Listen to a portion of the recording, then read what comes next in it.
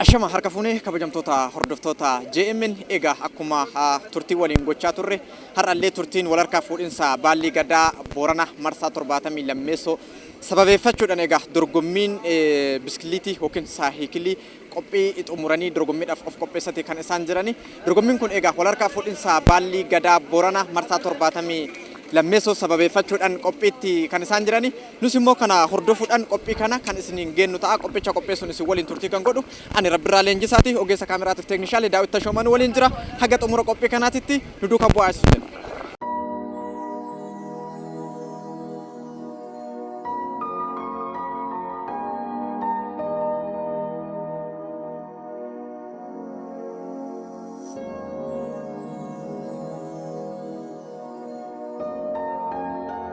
Maqaan koo Sintaayyoo Bal'atan jedhama.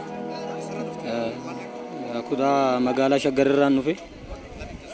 Kilaabiin keenya kutaa magaalaa Shaggar, kilaabii biskileetii magaalaa Shaggar. Dorgommii kana ani akka tasaa ta'e yeroo sadaffaaf hirmaachaa jira. Kan baranaa garuu baay'ee kan nama ajaa'ibudha. Yaa nuti akka kilaabiittis akka magaalaa Shaggariittis qophii taasisaa turre. Yaa ogaa dirreedhuma irratti ilaalla. Wanti nu kakaasee yaa aadaa saba keenyati. Gadaan sirni gadaa kan keenya kan biyyoolessaatis akka addunyaattis waan beekamtii argateef ayyaanuma keenya barame kana cimsachuuf ka'umsa magaalaa Finfinnee irraa kaane guyyaa sadaffaan as geenye yaabelloo geenye jirra. Isaa nuti yeroo baay'ee magaalaa Finfinneetti dorgommii hojjenna shaakallee hojjenna.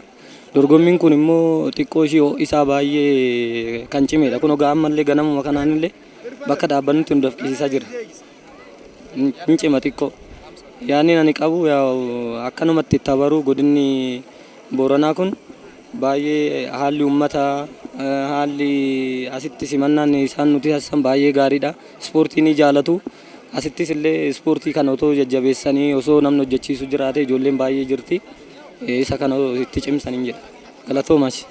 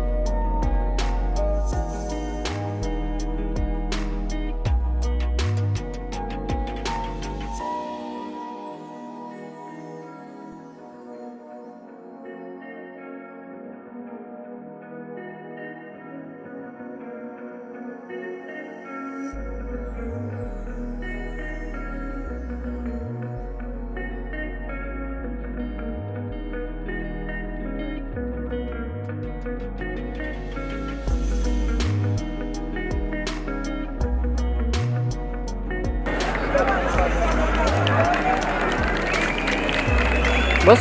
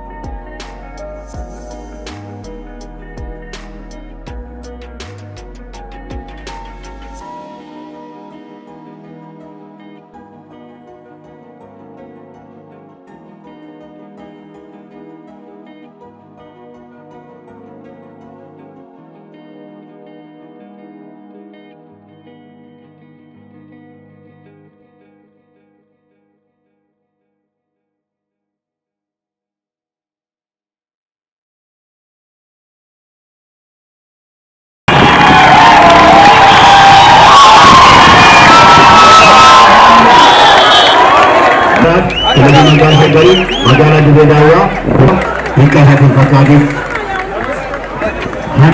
irraa dhufuu ta'ee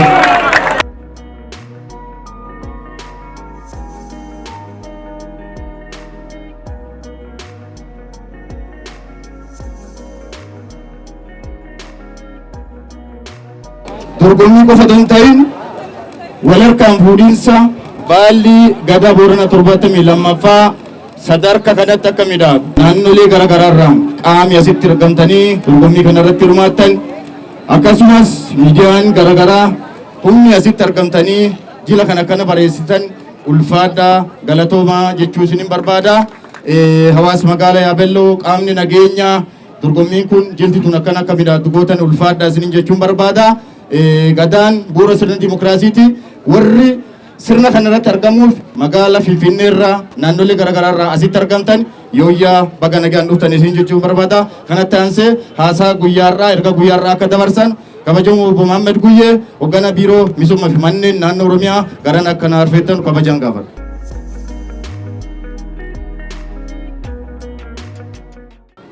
kabajamoo obbo Gammachuudhaa fi itti gaafatamaa waajjira paartii badhaadhina godina Booranaa kabajamoo obbo Bariisoo Gannoo itti aanaa bulchaa kabajamtoota hooggantoota sadarkaa jirtan kanneen imala baay'ee dheeraa fagoo imaltanii sirna walharkaa fuudhinsa Gadaa Booranaa 72ffaa irratti argamuuf bahaa fi dhiyaa Oromiyaa kaabaa fi kibba Oromiyaa akkasumas naannolee adda addaatii fi iddoo adda addaa irraa sagantaa kanarratti argamtan hundi keessan baga nagaan gara godina Booranaa dhuftan yooyyaa isiniin jechuu barbaada.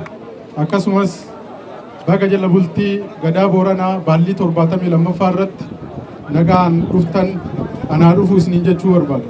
Aadaan keenya miidhagina keenya jettanii jilli kun jila keenya jettanii warri dhuftan hundi keessan miidhagina sagantaa kanaatii fi sirna kanaatiif karaa fagoo baay'ee deemtanii dhufuun keessan kabajaa fi ulfina aadaa fi sirna Gadaa sirna baay'ee jaalannu kanaaf qabdan kan agarsiisu waan ta'eef irra deebi'ee baga nagaan dhuftan isiniin jechuu barbaada. Har'a haasofni baay'een asitti haasamu waan hin jirreef warri dorgommii biskileetaa irratti mata duree dorgommii biskileetaa miidhagina aadaa keenyaatiif jedhuun naannolee adda addaarraa iddoo adda addaarraa fageenya dheeraa deemtanii dorgommii kanarratti hirmaattan kanneen injifattan kanneen hirmaattan maqaa ayyaana kanaatiin baga hirmaattanii baga injifattan isiniin jechuu barbaada. Hirmaattonni sagantaa kanarratti argamtan naannolee adda addaa bakka buutanii ayyaanni kun sirna akka biyyaatitti akka uummataatitti kabajnu waan ta'eef miidhagina sagantaa kanaatiif jettanii daandii dheeraa imaltanii dorgommii biskileetii kana keessatti warri hirmaattaniitiin jettan baay'ee galatoomaa ulfaadhaa isiniin jechuu barbaada. Ayyaanichi sirni kun baalliin 72ffaa Gadaan Booranaa karaa miidhagina qabu hawwataa ta'u akka kabajamee xumuramuuf keessummoonni bakka adda addaatii dhuftan hundi keessan kabaja ulfinna isiniif qabnu carraa kanaan isiniif ibsuu barbaada. Baay'ee galatoomaa ulfaadhaa isiniin jedha.